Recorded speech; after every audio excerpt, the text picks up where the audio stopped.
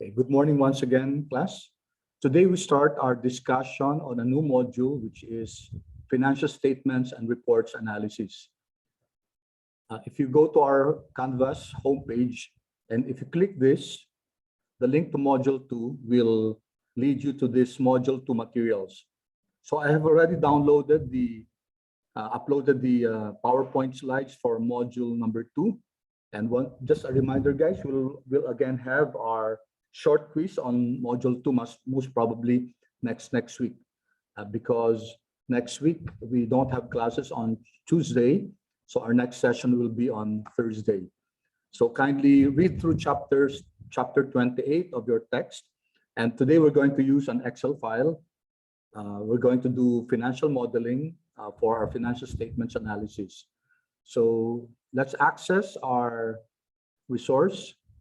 So that's chapter 28, and module 2 will be chapter 28. Module 3 will be chapters 29 and 30. Okay, so these are related chapters. So let me open chapter 28. And let's quickly discuss what chapter 28 is all about. Okay, so let me read through some of the materials here. Okay, the introduction here states that it's important for financial managers to plan. Not only plan for the near future, but also for the medium-term future. Okay, what's important is one of the role of finance is to make sure that the firm has sufficient cash to sustain its operations. For example, in the tax season, April, so the company has to pay, let's say, the remaining tax. Does the company have sufficient cash or funds in order to pay its tax obligations? Or for example, the company has a long-term borrowing, and the principal will be due. So it's very important for the company to make sure that they have sufficient funds in order to pay whatever obligation, whatever payable they need to settle.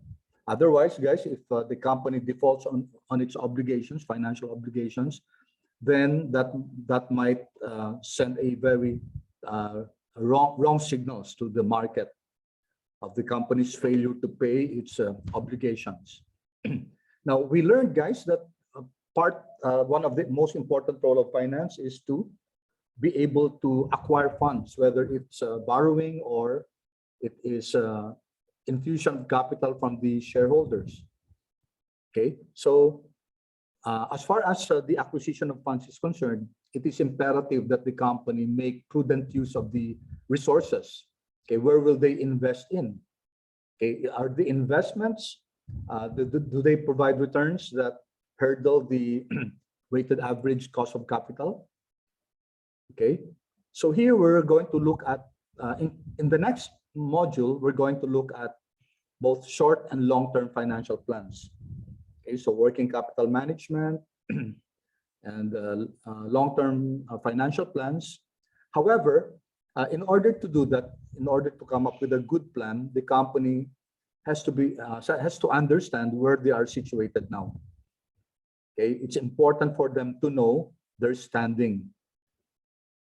Okay, because that will allow them to know what are their strengths and their weaknesses as far as their financial position is concerned. And that can be done only by looking at the financial ratios. So this module is all about looking at the financial statements and identifying ratios, okay, financial ratios. Now, it's important to note, guys, that financial ratios are not crystal balls. Okay, they don't give a sure formula in order for a firm to succeed.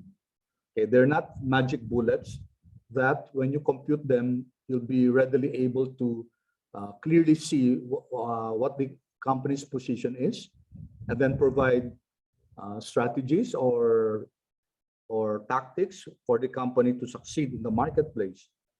Okay, financial ratios, as I said, based on the text, they're not crystal balls. They're just a convenient way to summarize large quantities of financial data and to compare the firm's performance. The ratios help you to ask the right questions. They seldom answer them. Okay, so that's a very important thing that we need to understand about ratios.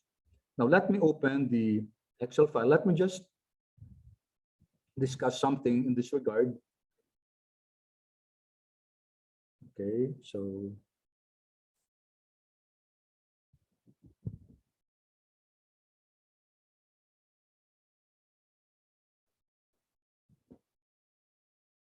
in this module, we're going to talk about ratios, financial ratios. And we said that financial ratios are not crystal balls.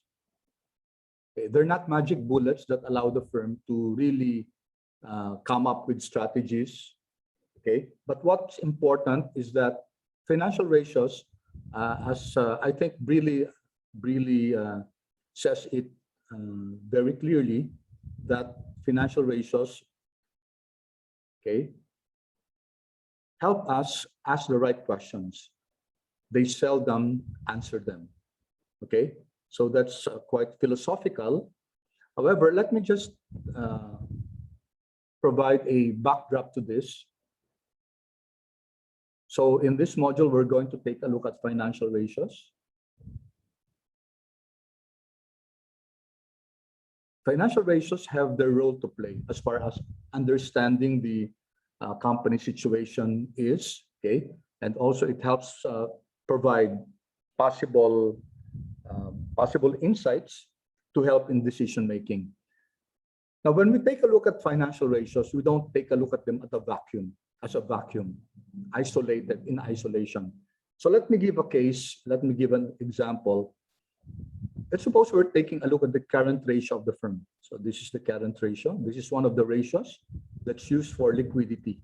Okay, current ratio, the formula for current ratio is current assets over current liabilities.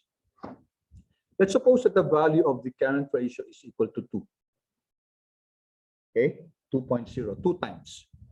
Now, what does this indicate? Well, objectively, it just indicates that for every, because the denominator, of course, is 1, for every 1 peso of current liability, the company has 2 pesos of current assets to pay off its current liability. Okay, so matter of factly, objectively, that's what this ratio tells us. Okay, however, it begs the question: is this a good performance or a bad performance? Okay, is it good or bad? Okay, so that's one very important thing that we need to understand. Is this ratio 2 good or bad? Now, in isolation, we cannot answer this question. Is this good or bad? All we can say is that the company theoretically is capable of paying its current obligations. Okay, because this ratio, current assets over current liabilities, which is equal to 2, tells us, as I mentioned a while ago, for every 1 peso of current liability, the company has 2 pesos of current assets.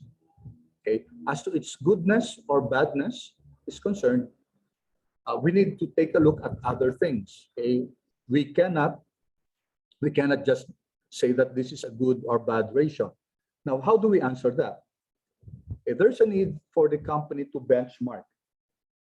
Okay, so when we talk of financial ratios, we don't take a look at the ratios in isolation. We need to benchmark these ratios. And there are 2 ways by which we benchmark them. Number 1 is we benchmark them over time. Okay, over time. What do we mean by benchmarking the ratios over time? What does that mean? It means that we have to take a look at the ratios and compare it with prior performances. Okay, so let's say that the ratio for 2020 is that. Okay, for 2020. Okay, 2020, it was 2.0. However, in 2019, let's say it was 2.5, and then for 2018, it was 2.8, just for illustrative purposes. So what are we saying here? We're saying here that there has been a deterioration as far as current ratio is concerned. Compared to 2018, the company seems to be less capable of paying its current obligations because 2018 registered a current ratio of 2.8, while in 2020 it's only 2.0. And also relative to 2019, it also there was also deterioration because 2.5 to 2. Okay, 2.5 against 2, which means that the company is less capable of of paying its current obligations. So that's what we mean by benchmarking against time. We look at the performance across time. If it was the reverse, for example, in 2020 it was 2.8, and then in 2018 it was 2020, then we can say that over time the company's capability to pay its current obligations has increased because in 2018 it was 2.0, in 2020 it was 2.8, if the illustration was reversed. Okay, so that's what we mean by benchmarking against time. Okay, so in this subject, you're going to have a group output, which is a financial statements analysis, company of your choice, and you'll be grouped accordingly. Depends on what you want, whether randomized or you choose your own grouping. The project will be due around 3 weeks before the end of the term. And then you have to choose a company, okay, which brings me to the second one, you need also to identify the benchmark against the direct competitors, a direct competitor. It's not enough, guys, that you benchmark against time. For example, here you can say that the company's capability to pay its current obligations has drastically decreased. Now, when we compare that with, for example, with a direct competitor, let's say a direct competitor has a current ratio of 3.1, let's say 3, let's say 3 point, just for purpose of example. Okay, in this regard, guys, you can notice that the company fails in comparison as far as the capability to pay their current obligations. They fail in comparison because the direct competitor has a higher current ratio. Okay, so for the direct competitor, for every 1 peso of current obligation, they have at their disposal 3.1 pesos in order to pay their current obligation. Okay, so this is what's very important as far as ratio analysis is concerned. We don't just take a look at the ratio in isolation. We have to look at it and benchmark it against time and benchmark it against a direct competitor or the industry, if there are industry details. Okay, because some industries, especially in, not so much in the Philippines, but in the US, they have industry associations where they collect or gather, let's say, the current ratios, and then they do the average. They get the average to see the average value of a particular ratio. The company can benchmark now with regard to the industry average. Now, not only benchmarking against time, not only benchmarking against direct competitor, but also one very important principle is not necessarily benchmarking, but okay, you take the ratios in context with other ratios. Okay, ratios are related. There are many ratios that are related to each other. So you just don't take a look at this current ratio, for example, in isolation. There are other ratios related to this that deal with liquidity. For example, you look at current ratio in relation to quick ratio. Okay, there's a ratio called quick ratio. Okay, and there's a ratio called cash ratio. So these are all measures of liquidity. So you don't only look at the current ratio, but you also look at it in the context of the related ratios like quick ratio and cash ratio. Okay, we're going to discuss for example, quick ratio. It just involves, okay, it's the current assets. Quick ratio just involves cash plus marketable securities plus the receivables over the current liabilities. While on the other hand, the current ratio includes the inventory plus prepayments.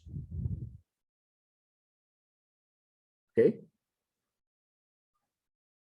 So if you add this, all the current ratio, you get all the current assets, you get current ratio.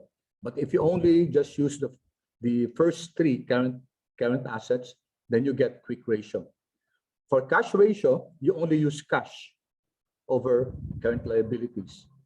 Okay, so there are differences in as far as how the ratios are computed, but they are related to each other.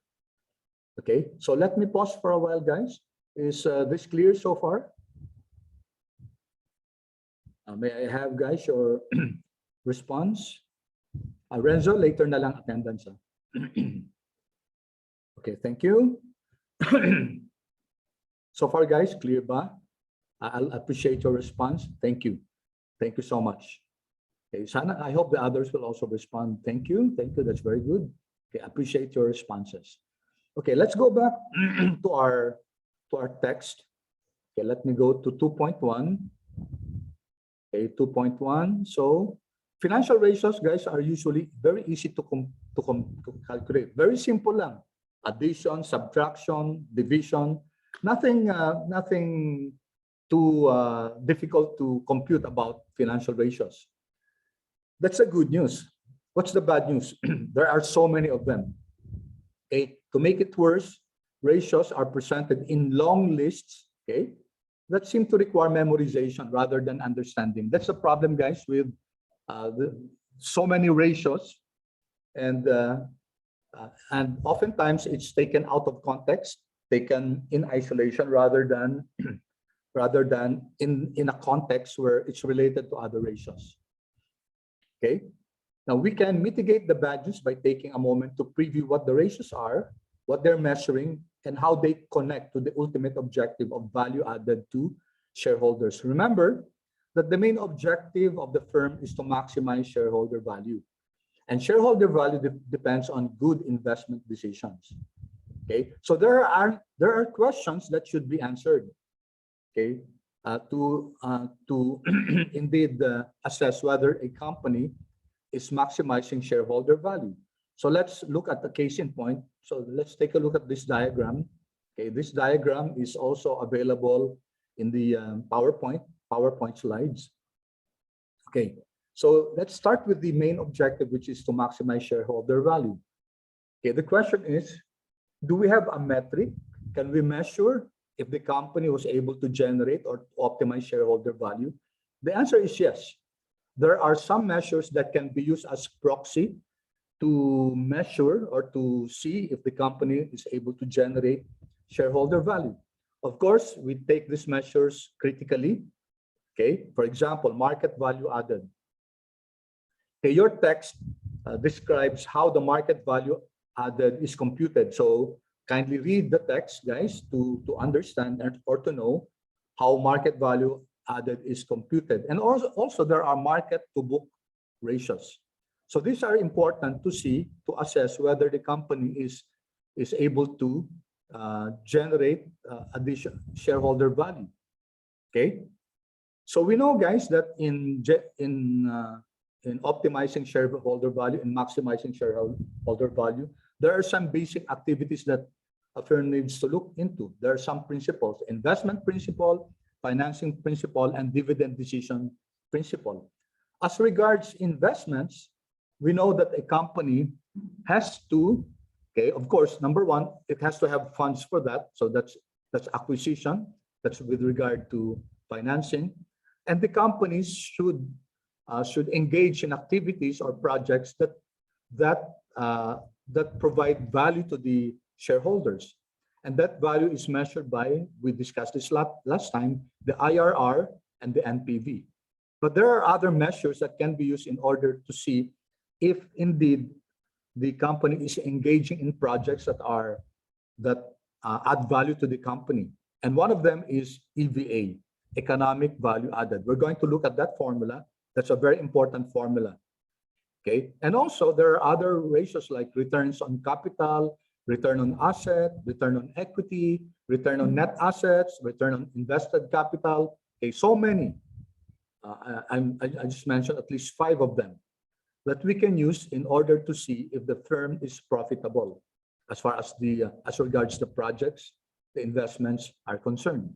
Okay, but foremost among them is the EVA, which is in a sense more superior than the other returns ratio. Okay, so it begs the question, is the company able to use its assets efficiently? Is it able to manage its inventory? Is it able to collect its receivables on time? These are assets the company has to manage efficiently. And are there ratios that can answer this? Yes. There are turnover ratios. There's what we call inventory turnover, receivables turnover. Okay. So we're going to take a look at these ratios in order to see if the company is making efficient use of their assets. Okay. And there are ratios also that measure if the company is profiting from their sales. Okay, you have your operating profit margin, you have your net margin, in order to see how much profit is being generated for every 1 peso of sales. Okay, so that's as regards investment. As regards financing, we know that a firm has to be able to acquire funds in order to be sustainable. Okay, and also it has to know the right mix of debt. And that's answered here, guys. The prudent financial leverage. So is the company able to optimize its shareholder value because of the right capital structure? So that can be answered by looking at the debt ratio and also other ratios like times interest earned or interest coverage ratio. This measures the company's capability to pay its interest obligations. Okay, so we're going to take a look at these ratios. So these ratios, guys, help us appreciate or understand the performance of the firm. And there are many of them. And the challenge for us is not to look at these ratios in isolation. The challenge is for us to look at them benchmark against time and benchmark against their direct competitors. Okay. How about liquidity? Does the company generate enough funds? So again, we looked at this as we looked at this before, the current ratio, the quick ratio, and the cash ratios. These are very important measures to see if the company is able to is liquid enough in order to pay its obligations, its liabilities. Okay, so the book calls this a roadmap for this this chapter, and we're going to calculate this aside from other ratios. Okay. So those are the things that we're going to do here in this chapter, in this module. Then we're going to have a brief review of the financial statements. Ratios are, of course, before we can compute ratios, financial ratios, we have to have the financial statements. And in a moment, we're going to look at a very brief review of the financial statements. Okay, and in this text, guys, it makes use of the Home Depot's financial statements. So we're not going to discuss the discussion in this text. Okay, I will assume, guys, that you will read this, and I hope you do because you'll benefit from an appreciation of this text. There are computations here. Okay, what we're going to use in this module is another financial statement. Okay, let me pause for a while. Is there a question? Okay, mamaya na guys yung attendance. Huh? Okay, so this is the balance sheet of Home Depot. This is the income statement. So please kindly read through this. It's very self-explanatory, guys. Yung articles na dito, the way this is written. So once we have the financial statements, we look at the performance of the firm. Okay, so we have here market capitalization. Okay, if I click this, market capitalization is the value of value of the outstanding share capital of the company, and it explains here how this is obtained based on details about the financial statements. And there's also a discussion here of market value. Okay, please read through this. It's quite self-explanatory. Okay, so we have here a comparison of the market value added MVA for Apple, Microsoft. Okay, notice that as far as this top 5 companies is concerned, it's Apple that have generated the biggest market value added. Okay, and then there's this market to book ratio. And then, but other companies, guys, like Bank of America actually destroyed the value of the shareholders. Okay, AIG, CBS, Freeport, McMoran, these companies are examples of companies where value was destroyed. Market value was not added, but market value was destroyed. Okay, so, and in this section, we have economic value added, as I mentioned. This is a very important measure to see if the company is able to create value for the shareholders. And other ratios here are ROC, ROA, ROE, okay, accounting rates of return, etc. And of course, there's a discussion also of the limitations of your ratios, problems with EVA, and problems with the accounting rates of return.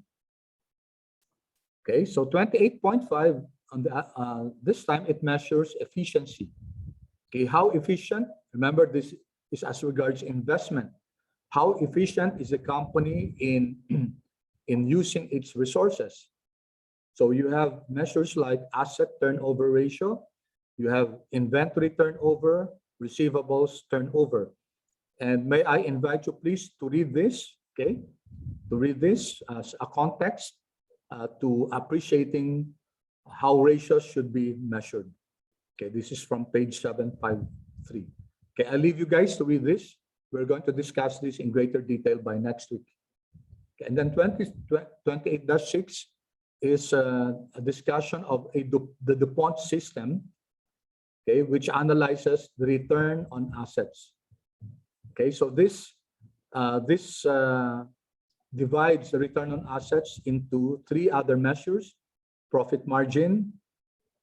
Okay, this is the profit margin, and then the asset turnover, and then okay, asset turnover, operating margin. There are 3 measures here. Okay, did they show it? Okay, it looks like hindi nila pinakita dito, but you can easily research on what the DuPont system is. Okay, in fact, there's a 3-way system and a 5-way system. Okay, but we'll discuss that in greater detail. Okay, and that 28-7 is all about the financing aspect. As far as the financing aspect is concerned, we can measure leverage. Okay, we have the debt ratio, we have times interest earned here, times interest earned, and also cash coverage ratio.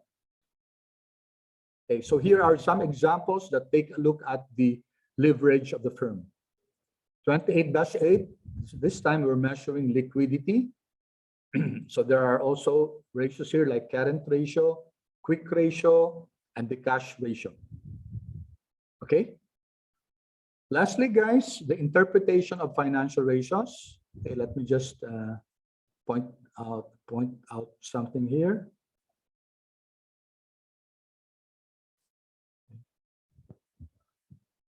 All right. We have shown how to calculate some common summary measures. Okay. Now, we need to somehow, right, judge whether these ratios are okay or not, good or bad, high or low. Okay. In some cases, there may be a natural benchmark. Okay.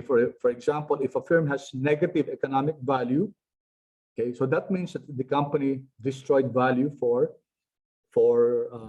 the firm. But what about some other measures? Okay, there is no right level. Let's say asset turnover or profit margin. That's why I said it has to be benchmarked against another company, the direct competitor, and it has to be benchmarked over time. Okay, so that's what I meant a while ago by benchmarking against the direct competitor and against time, because in isolation, a ratio is very difficult to interpret. We can interpret it literally. For example, our example a while ago, current ratio equal to 2. So we can say that for every 1 peso of current liability, the company has 2 pesos of current assets to pay its obligations.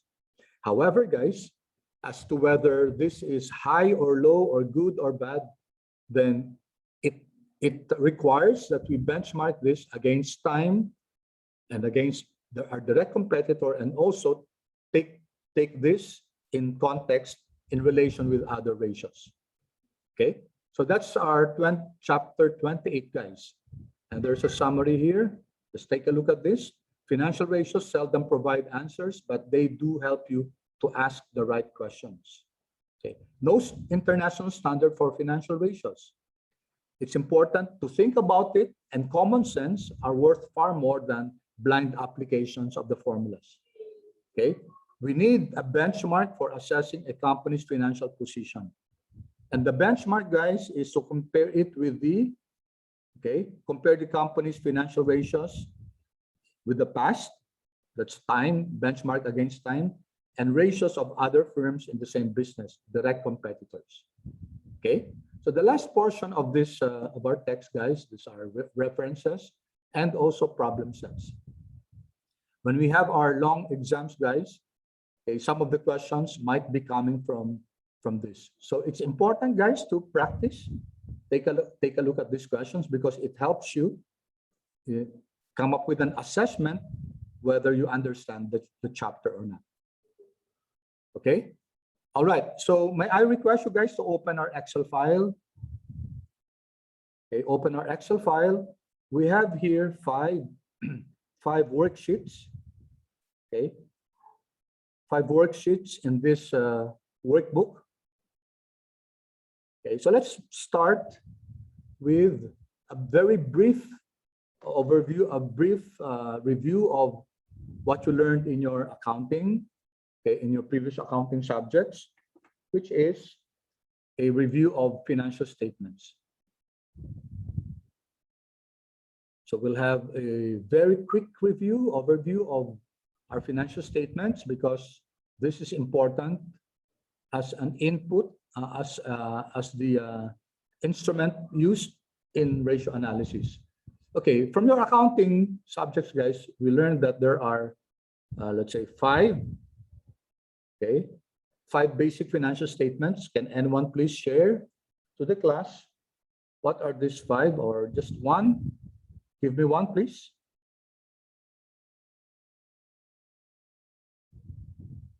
Anyone, please? Unmute yourself. Raise your hand. Yes, Kyla? Income statement. Sir. Yes, thank you. Income statement. Okay. Income statement. Thank you, Kyla. Okay, Tracy? Cash flow statements. Okay, cash flow statement. Statement of cash flow. Thank you, Tracy. Okay. Anyone else, guys? Sorry. Yes, Sophia, yes. Statement of financial position, sir. Okay, the statement of financial position or otherwise, aka the balance sheet. Okay, balance sheet or the statement of financial position.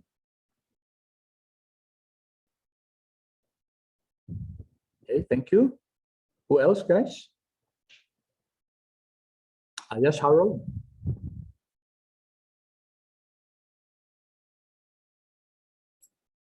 Harold. Statement of changes in equity. Okay, correct. Statement of changes in shareholders' equity.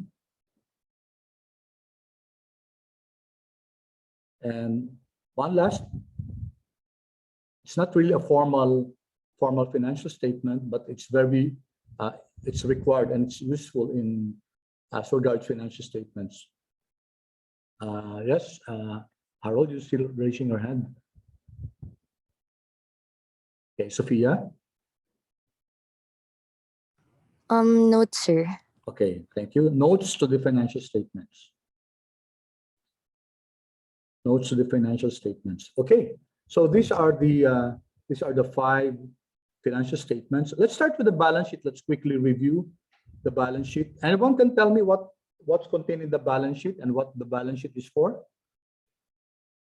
What do you find in the balance sheet, class? When you take a look at the balance sheet, what do you find there?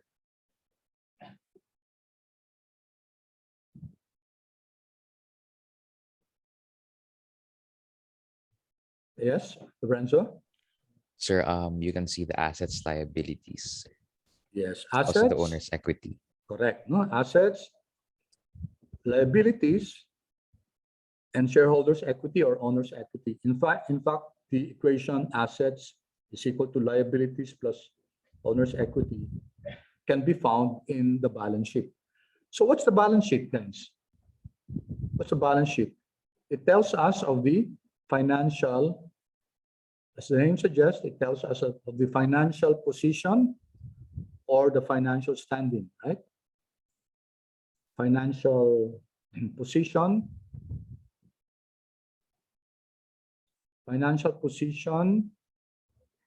or financial standing of the firm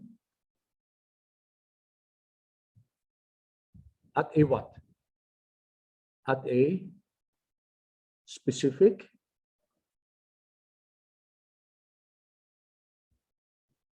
what's this, guys? At a specific yes. Wait, Kyla? Period of time, sir. Period of time. Okay. Period of time will be for the income statement. No? Kasi pag period of time, you're taking a look at a duration. 1 year, 1 week, 1 month, income statement yon.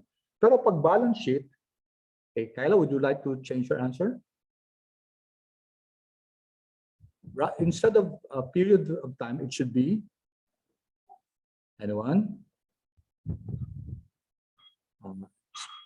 Blank in time. Yes, Mikhail? Point in time, sir. Yes, thank you. Thank you, Mikhail. It's point in time. Okay? It's a point in time. It's a particular day. That's why when you look at the balance sheet, for example, XYZ company balance sheet as of December 31, 2021, or December 31, 2021. So that means that we're taking a snapshot. No? On December 31, ito yung amount ng cash, ito yung amount ng receivables. Okay, these are the specific amounts of cash, receivables, etc. on that specific date. Okay, there could have been another value on December 30 or December 29 or January 1 or January 2. Okay, so it's like a snapshot. You take a look at that, you take a picture of the condition of the company on that specific time, specific point in time. Okay, so this is this distinguishes it from the income statement, which is taken for a period of time, but not 1 year, 1 month, 6 months, 1 quarter, etc. Okay, we know that the balance sheet contains the assets, liabilities, and owner's equity. So let's take a look at the anatomy, the structure ng balance sheet. Ano ba yung mga, as to asset side, ano yung mga laman ng assets? What will we find in the assets? What are the major classifications of the assets? Anyone?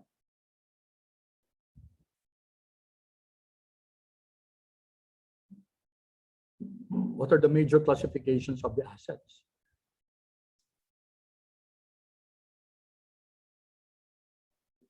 Yes, Renzo, thank you. Current and non-current, sir. Thank you, very good. Current assets and non-current assets. Okay, let's amplify this. No? What are the components, basic components of your non-current assets? 1, 2, 3, 4. What are they? Non-current assets muna. No? What are the components of your non-current assets?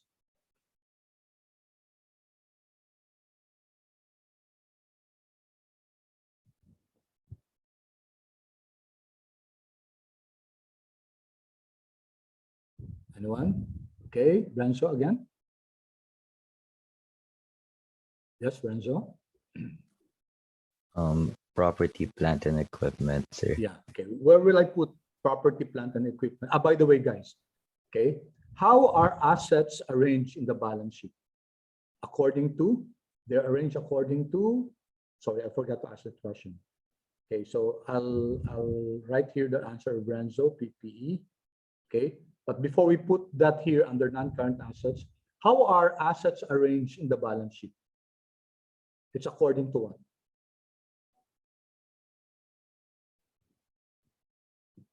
Anyone? K33? Sir, according to their liquidity. Okay, thank you. That's correct. No? Assets are arranged in the balance sheet according to liquidity. Okay, the root word for liquidity is liquid, and liquid refers to what? Liquidity refers to? What does liquidity refer to? Yes, Gwyneth? Sir, the ability to pay term liabilities. Okay, not only short term, it can be long term also, but what do you pay it with? What do you pay your liability with? Cash, sir. Yes, Charles? Yes, Charles? Yeah, it has something to do with the ability to pay, but what asset do we use to pay? Cash, sir. Yes, okay, that's right, cash. So when we talk about liquidity, it refers to its closeness to cash. Okay, in fact, when a company gets bankrupt, what's the process? Okay, what's the process? What do you call the process, guys, of that a company goes into when it becomes bankrupt? When it closes, the process is called letter L also. Yes, Charles?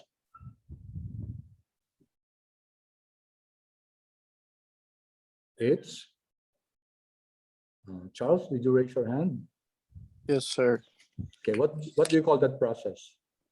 Liquidation. Yeah, correct. It's liquidation. Huh? Okay, guys, I'm sorry my internet connection is unstable. Yesterday we got cut off. I hope I don't get cut off. So if I get cut off, kindly wait, guys. No? So I'm having problems since yesterday with the connection. Okay, when we say liquidation, guys, what do we do? What's the process of liquidation?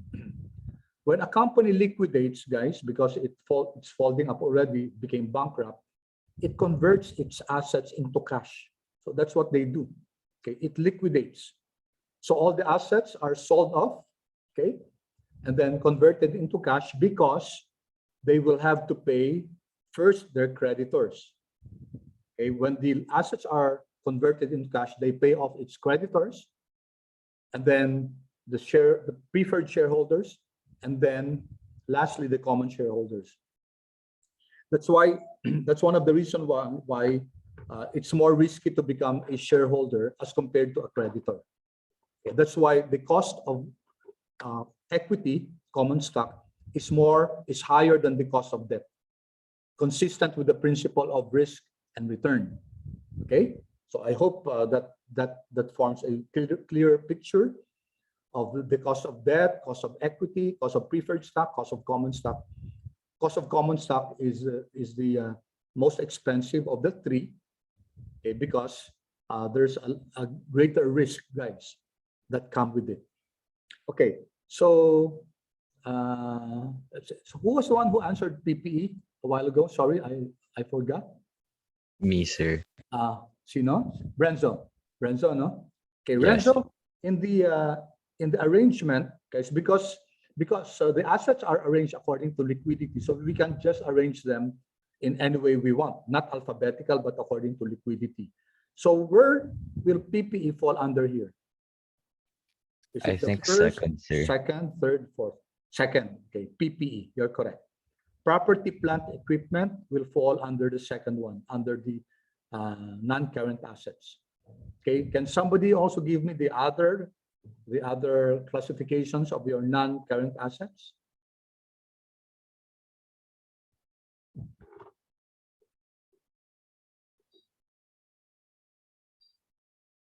Anyone, guys?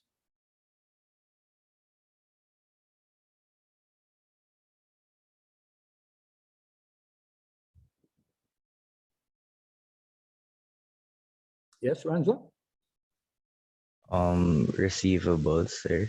Receivables will form part of your current assets. No? We're taking a look at your non-current assets. But thank you for your answer, Renzo. We'll put receivables here later, so current assets. Yes, Kyla? Long-term investments, sir. Okay, long-term investments. So This is the first in your non-current assets. Okay, any other answers, guys? Long-term investments, property, plant, and equipment. Clue, guys. I don't know if you took in high school.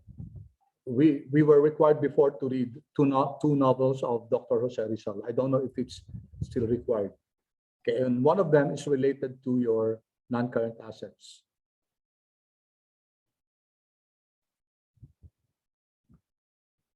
Anyone? Yes, Kyla?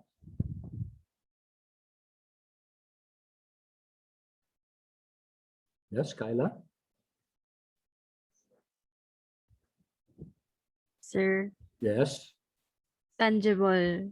Tangible, or it should be not tangible, but intangible. Okay? Intangible. Yeah, intangible assets. Okay.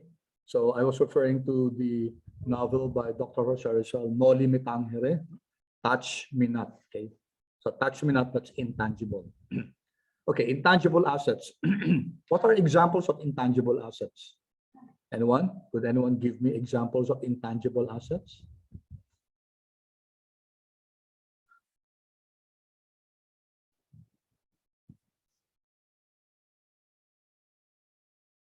Yes, Martin? Sir, trademarks. Yes, trademark, correct. Trademarks, ano pa? Sino pa? Kyla? Franchises, sir. Franchise, okay. Franchise, what else?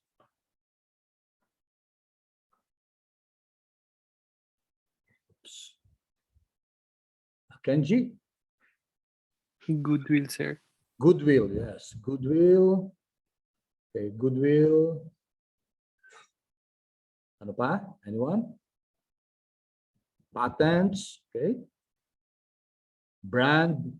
Okay, these are examples of intangible assets. Okay, so what else, guys? Minor chat, let me check.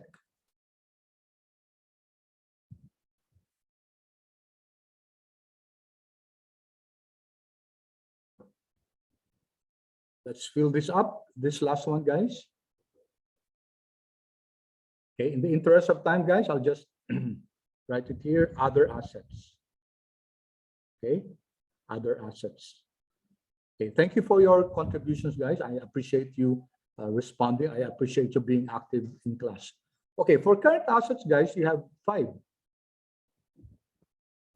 Okay, what are these 5 general types of current assets?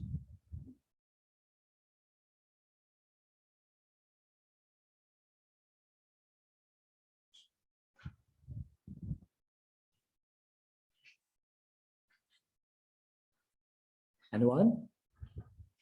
Current assets? Yes, Tracy? Cash and cash equivalents. Po. Okay, that's correct. That's the first one, cash and cash equivalents. Cash and cash equivalents. Remember that assets are arranged according to liquidity. So this is the most liquid asset of all, of course. Yes, Vince? Inventory, sir. Okay, inventories, where do we put inventories? Second, third, fourth, or fifth? Third, fourth. Third, okay. Fourth, no? Fourth siya. Okay. Inventories. Nasa fourth siya. Thank you, Vince. Kenji? Short-term investments. Okay, where do I put short-term investments? I think in the second part. Yes, correct. Thank you. This is short-term investments, aka ano? aka MS. Ano yung MS, guys?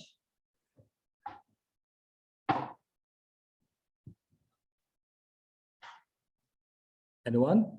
Vince, would you know what MS is?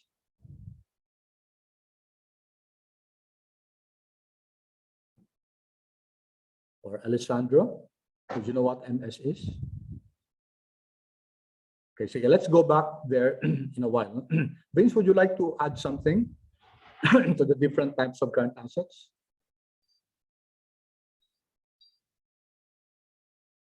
Or how about Alessandro? Sir, accounts receivable. Yeah, accounts receivable or just in general receivables, okay? So there are different types of receivables. Accounts receivable is one of them. So the generic is receivables, okay? Vince, your hand is raised. Would you like to add something? Sorry, sir. That's okay, okay. Let's see, Mikhail? Sir, prepaid expenses po. Okay, prepayments, that's correct. That's the last one. Prepayments. Okay, so MS, guys, refer to anyone? MS refer to? Yes, Renzo? Marketable securities, Yes, sir. very good. Thank you. Marketable securities.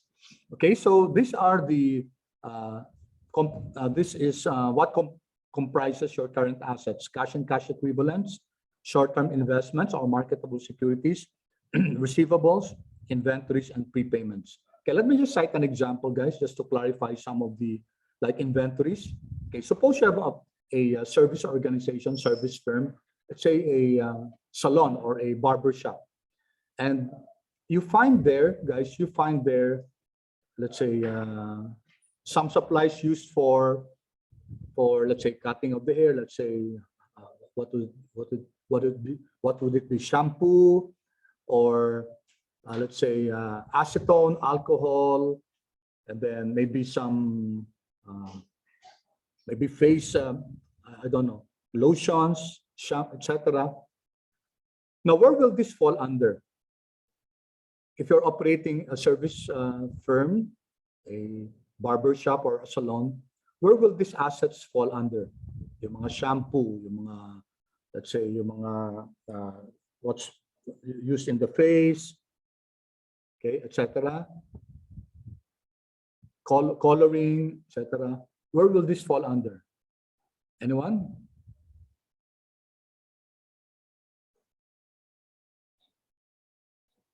Okay, Charmaine?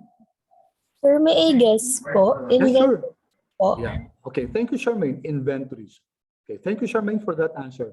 Inventories. But Charmaine is partly right. Let's clarify that, guys. It becomes, what are inventories? Inventories are items or goods that are intended for sale. No? So those are inventories. You get this inventory, you get these items because the intention is to sell them later. Okay, so as far as our example is concerned, yung shampoo, those items will be part of inventories if the intention is to sell them to their customers. However, if the intention is to use them for the operations of the business, kunyari yung shampoo yan, it's used for the customers after they have their haircut, then that's not part of inventory.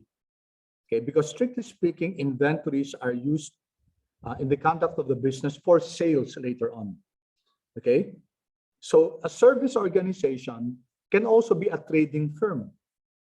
Okay, kasi they render some service and they also sell items. In that case, then that firm has inventories. Okay, is that clear, guys? Clear ba yung pag-explain ko? Yung mga items na yun, those items become inventories if they are intended for sale. Okay, but if they're not intended for sale, if they're used for the operations of the business, then they are part of prepayments and supplies siya, no? Unused supplies. Yeah, if you recall, guys, from your adjusting entries accounting.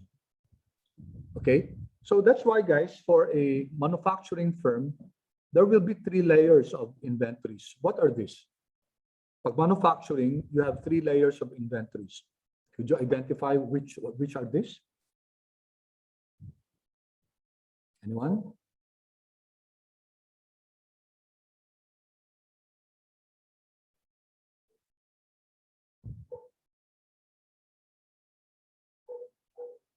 Anyone, guys?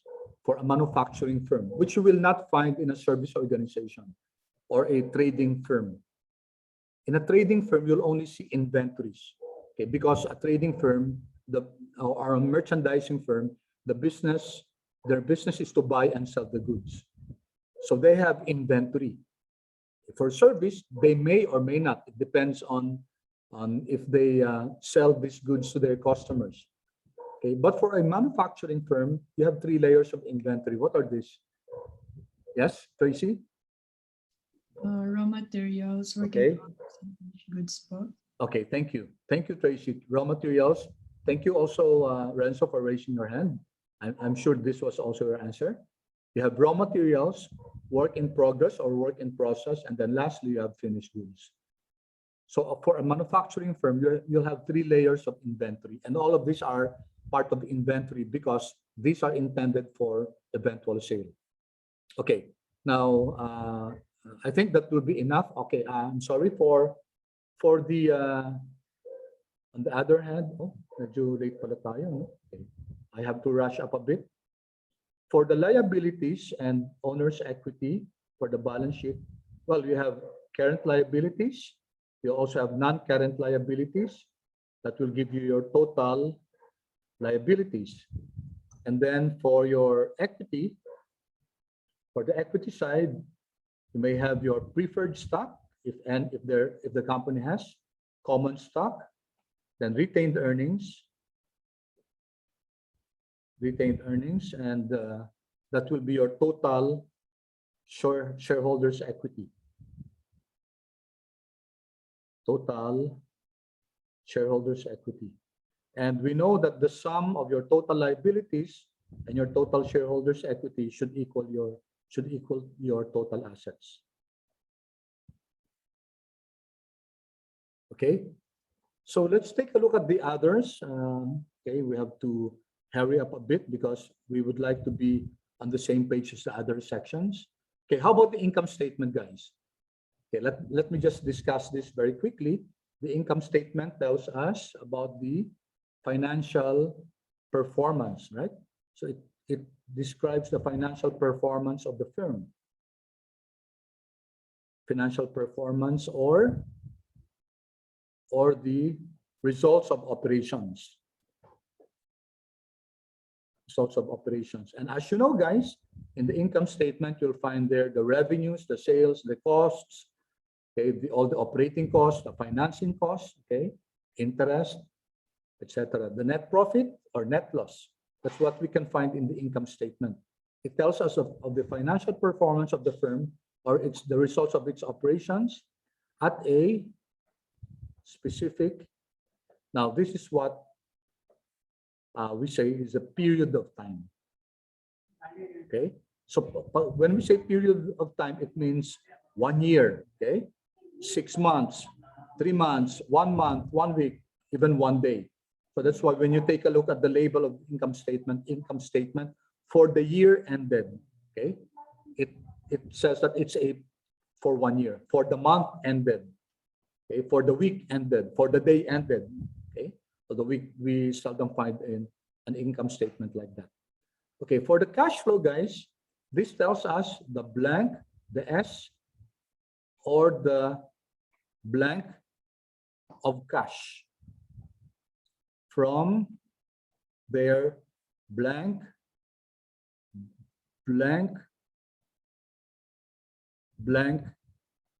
activities. I'm sorry about my handwriting. Okay, at a specific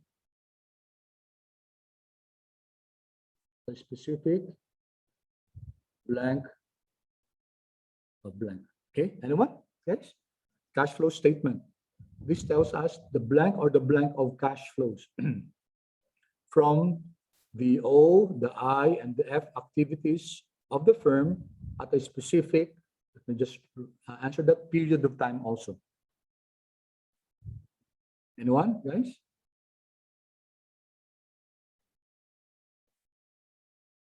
Cash flow statement.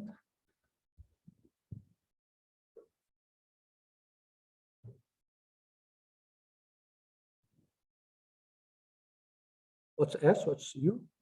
Okay, so I'm sorry, guys. I have to just answer this. Again, in interest of time. This is sources. Saan nanggaling yung cash at saka uses? So the cash flow tells us the sources or the uses of cash from operating. Oh, yes, Kyla, please. Thank you for raising your hand, Kyla. Operating, investing, and financing. Yes, correct. So from operating, investing, and financing activities at a specific period of time. Okay, so that's what we see in the cash flow statement. Sources or uses of cash from operating, investing, financing activities. Okay, for the changes in shareholders' equity, you can see here the movement or the changes in shareholders' equity. Okay, so how will shareholders' equity change? Okay, number one, additional investment by shareholders. Okay, it will also change by net income. Okay, and it will also be changed by the how much was distributed as dividends from the net income and how much was retained as flowed back to the operations of the business in the form of retained earnings. That's what you can find in the changes in shareholders' equity. Okay, and of course, the notes to the financial statements. Okay, this gives, this clarifies or this enumerates, okay, details about the financial statements. Okay, so let's now go, guys, to worksheet number 1. That was a very quick review of financial statements. So in this module, what we're going to look at is we're going to look at several ratios. Okay, so this is financial statements, and we're going to look at several measures like FCF, that's free cash flow. EVA refers to your economic value added. Okay, so the first requirement here is to construct the statement of, kindly change this, guys, statement of retained earnings. Okay, the more complete one is statement of changes in shareholders' equity. Okay, and then cash flow statement. So you'll have an assignment, guys, and that's due on November 4, next Thursday. Okay, you're required to submit to me in Excel file the statement of cash flows for advanced technologies. Okay, I'll be creating an assignment and then you're going to submit your assignment there. It will be graded as an exercise, guys.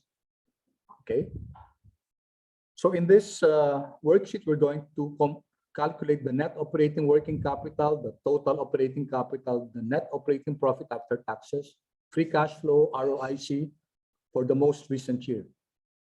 I guess that you haven't learned how to compute this in your accounting subjects. Okay, so we're going to learn how to compute them here. Okay, let's quickly take a look at the advanced technologies but in financial statements. The figures are in millions of pesos, which means that net sales, this 3,000 here actually is 3 billion. Because if it's in millions of pesos, you'll have to add, this should be 3. When you read this, it should be, so this is 3. Okay, then since it is in millions, then when it's in millions, you have to add 6 zeros. Okay, so this is the millions. So which means that the sale of advance is 3 billion. In 2019, it was 2,850. Okay, next line is operating costs. But notice that operating costs, you exclude first depreciation and amortization. Okay, when you subtract operating costs except depreciation and amortization to net sales, you get this EBITDA, which is earnings. So this is your earnings before interest, taxes, and then depreciation and amortization. So that's your EBITDA. Okay, earnings before interest, taxes, depreciation, and amortization. Now my question is, why is it that depreciation and amortization, which are operating costs, singled out? Why didn't we single out cost of sales or cost of goods sold? Okay, why? Bakit sinisingle out si depreciation and amortization? Anyone? Any guess, guys?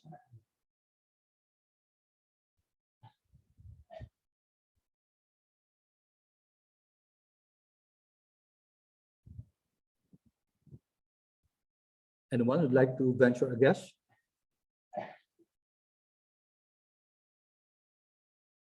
Bakit kaya? No, why? Why are we excluding or separating depreciation and amortization, and then later on subtracting it anyway? So when we subtract depreciation and amortization, we get earnings before interest and taxes. So this is our EBIT or our operating profit. Okay, why did we single out depreciation and amortization? Okay, so let me just answer that quickly, guys, because of time constraints. We single out depreciation and amortization because these are non-cash expenses. Okay, when you see in your accounting, you learned that when we account for depreciation for a specific year, we journalize depreciation expense, let's say 10, and then accumulated depreciation 10.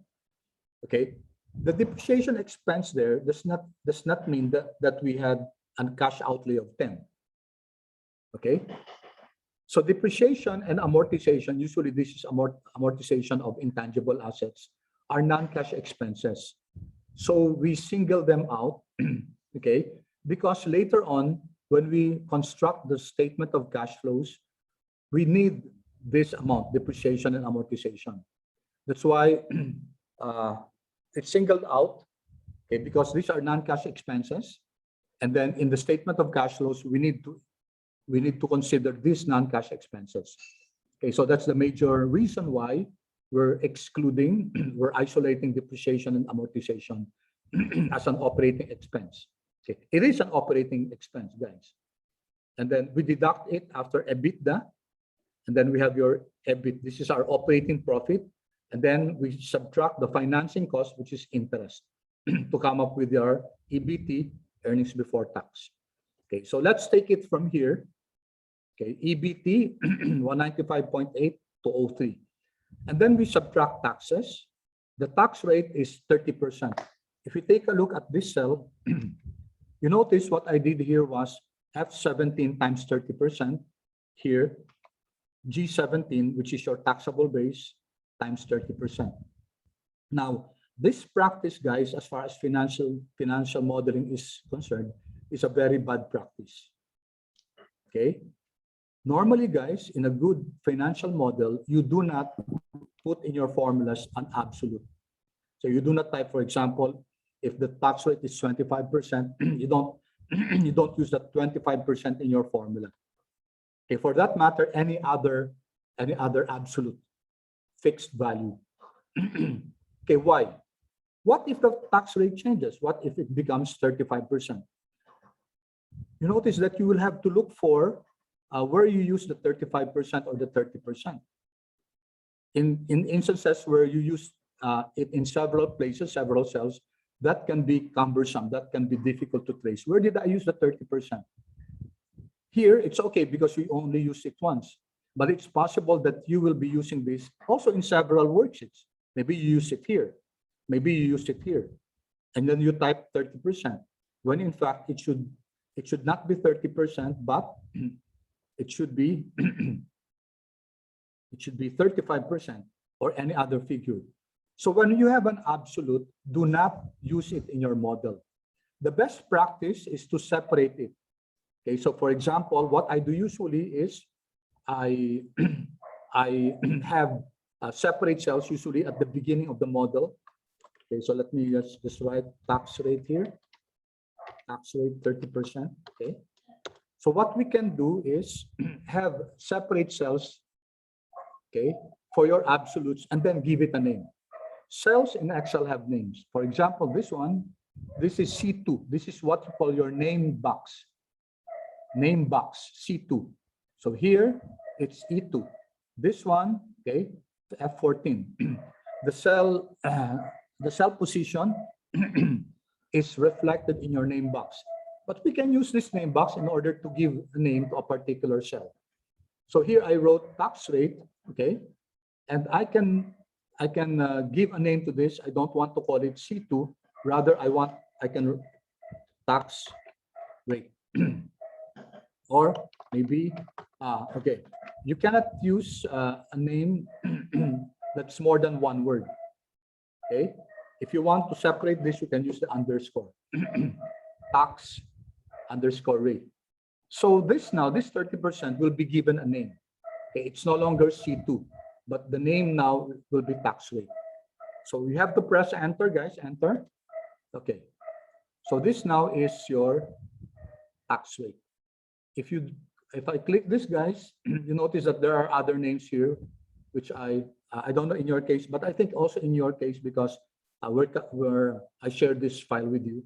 So I also used other names for other cells.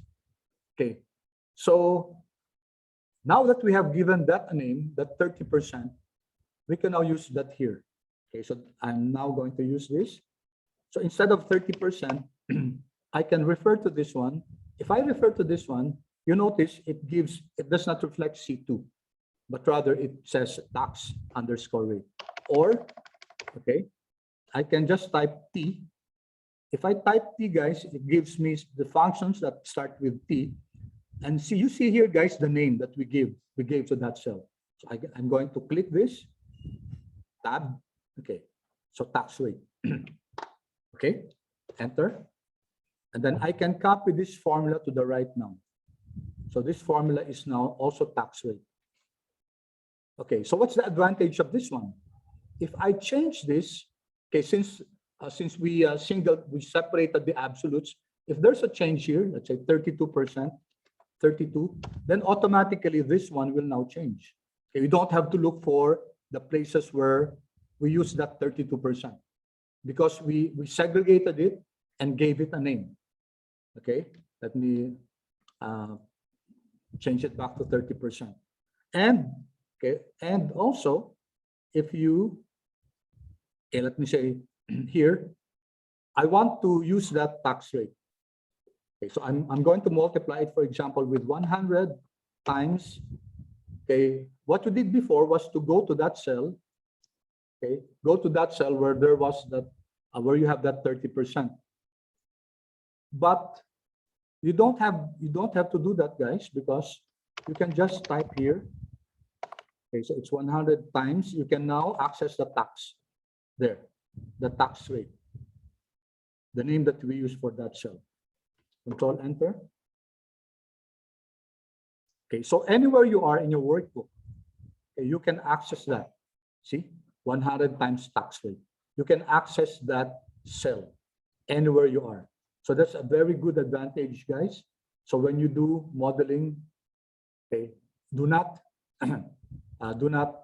use absolutes in your cells. Okay, and another shortcut which I want to share with you now. Suppose you have several. 1, 2, 3, 4, 5, 6, 7. Let's say, just for purposes of example, suppose we want this absolutes to refer to, let's just call this name 1, name 2, up to name 7. Okay, so this one, guys, instead of the name M6, I would want to give it a name 1. This 7, guys, in M12, I want to give it a name 7. So how do you give names to this? What I showed you a while ago, you go here, guys, 1, and then change this to name 1, right? You go to 2 and change it to name 2. You go to 3 and change it to name 3. So that can be cumbersome, that will take long. So the quick way is, okay, so that's right, Control plus Shift plus F. Okay, we highlight this. Okay, be sure that the name that you want to give to these cells are either on the right side or on the left side. Okay, here they are on the left side. So if I press Control Shift F3, that's a shortcut. Okay, you have this, create names from selection. Okay, or I think in Mac it's Command Shift F3. Mac users, can you please verify if it's Command Shift F3? And then Excel rightly guesses, create names from values in the left column. So we're saying these are the names and these are the values. Okay, if I press OK, okay, take note, if I go here to 1, it has now a name 1. Here, 7, it has a name, name 7. If I click this, now these are the names that were added. Name 1, name 2, name 3, etc. Okay, so these are very important techniques that we can use when we're doing financial modeling. Okay, clear so far, guys? Paki-chat na please. Kung clear yung what we did just now, is that clear? And can somebody using Mac please validate if the command is command function or command shift F3? Any Mac user here? What's the function for Mac?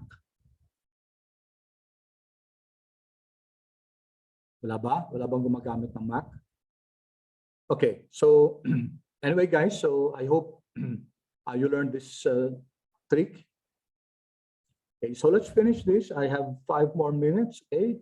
And our goal is to reach up to row 78. Okay, I think we can do this. Okay, so this is the this is the income statement. Notice that there are dividends distributed, and we can compute for what we call the dividend payout ratio. And this is simply equal to how much dividend were distributed there. So of the net income available for distribution, 42% were distributed to shareholders, and of course the retention ratio, how much was flowed back to operations, should be 1 minus 41.41, or this one. Okay, so this should be total 100%, because the net income can either be distributed as dividends or flowed back to operations. Okay, for the balance sheet, guys, okay, we have here for the total current assets, we have 4 cash and cash equivalents, short-term investments, accounts receivable, and inventories. And then you have the net plant and equipment. Now, just a case in point, the net plant and equipment, guys, comes from, okay, how this was arrived at is we have PPE cost. So this is the original cost of the PPE, and then you subtract accumulated depreciation, okay, PPE. So this is what you learned in your accounting. So let's say this is 1.5, this is 500. Therefore, your PPE net is the difference between your cost and your accumulated depreciation. Okay. By the way, accumulated depreciation is called your contra asset. Okay, if you recall, guys, this is your contra asset account. And it's called contra asset because it's always attached to an asset, and it reduces the value of your asset. For example, receivables and then allowance for bad debts. I'm sure you studied that in your accounting. So you can see here, guys, that the net plant and equipment can be presented this way. And of course, there should be a notes to the financial statements. For example, note 5. So you go to the notes, note 5, and you'll see that this will be presented. And if there are many property, plant, and equipment, there will be several lines of equipment or land or building, and then the respective accumulated depreciation and the total of the net PPE. Okay? So for liabilities and equity, you have here your tatlong total current liabilities, 310. Then the long-term bonds, which are non-current liability, totaling 1060. For the equity, you have common stock and retained earnings. Total equity is 940. You add these two, total liabilities, total equity, you have 2000, and it should balance your total assets. Okay? All right. So let's go here. As I said, guys, for your assignment, you're required to submit the statement of cash flows for this company. Guys, it's already almost time. May I request for 2 to 3 minute extension, guys? Is it okay? 10:43 na kasi. Just to mabilis lang to, guys, if it's fine with you. May I have a 2 to 3 minute extension, please, guys? Okay, the rest, but if you need to go, guys, it's okay. Anyway, recorded naman to, no? All right, thank you so much for the permission. Okay, so let's just very quick naman to, no? We need to compute, guys, for what we call the net operating working capital. Now, oftentimes you will see in finance books that they use the term working capital, and the working capital refers to your current assets. Okay? And so the net working capital is equal to current assets minus current liabilities. Now, here we're using NOWC. So this is net operating, okay, with operating working capital, which means that the current assets and the current liabilities should be operating only, operating current assets minus operating current liabilities. Okay, so let's compute first for NOWC. Let's go up, guys, our balance sheet. Okay, for the balance sheet, guys, you have 4 current assets. Apat yung current assets natin. Now, we have to identify which of these are operating. So number 1, cash and cash equivalents is operating, guys. The reason why a company has to have cash is to sustain its operations. Inventories, guys, are carried out in the normal course of their business. So they buy raw materials, convert it into work in process, and then convert it into finished goods for sales. Of course, that's part of operations. Accounts receivable is also operations. This is this comes from the sales of the inventories. Okay, short-term inventories, short-term investments, on the other hand, guys, is not. Okay, this is not the role of operations. Role ng ano to, ng finance, no? So this is more of financing. So this should not form part of your operating current assets. So for 2020, what forms part of operating assets is only current assets is this, and this. Okay, and then for operating current liabilities, okay, what are they? So these are our current liabilities. Accounts payable is operating. Accruals, guys, ano yung accruals? These are expenses that have already been incurred but not yet paid. Kunyari, kuryente, utilities.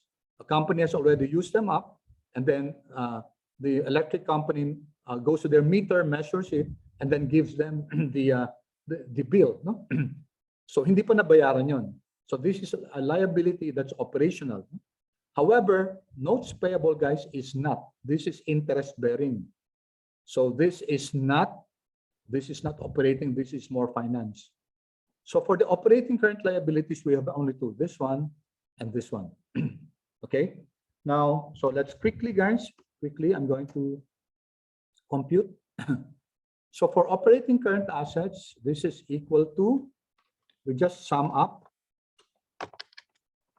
It's equal to sum of the 3. This one. Okay, cash and cash equivalents, comma, accounts receivable and inventories. Okay, so those 3. We excluded short-term investments. Okay, and then we just copy this to the right. Okay, and then for operating current liabilities, again, we just sum up the accounts payable and the accruals, that too. We don't include notes payable. Okay, and then this one. So now, guys, this is just this minus this, and then we copy it to the right. Okay, so that's now your net operating working capital. Okay, so last minute, guys. So for net total operating capital, we just get this, since that's our NOWC, and this one. And then we get the net plant and equipment. Take note, guys, it's net, okay? So when we're given the at cost, we don't use the at cost. Okay, so you just copy that there. And then this one. And then we just sum this up. Sum. Okay. And then lastly, guys, so we now have our TOC. Our investment in TOC is simply equal to whatever your value in 2020 is and your value in 2019. And then we subtract, is equal to this minus this, okay? Then it means that we had an investment in operating capital for 2020 of 280, okay? So with that, guys, I stop. I'll just put 1 decimal place for this to be consistent with the others. Okay, we end our discussion here. Okay, thank you so much, guys, for your patience. Let me stop recording.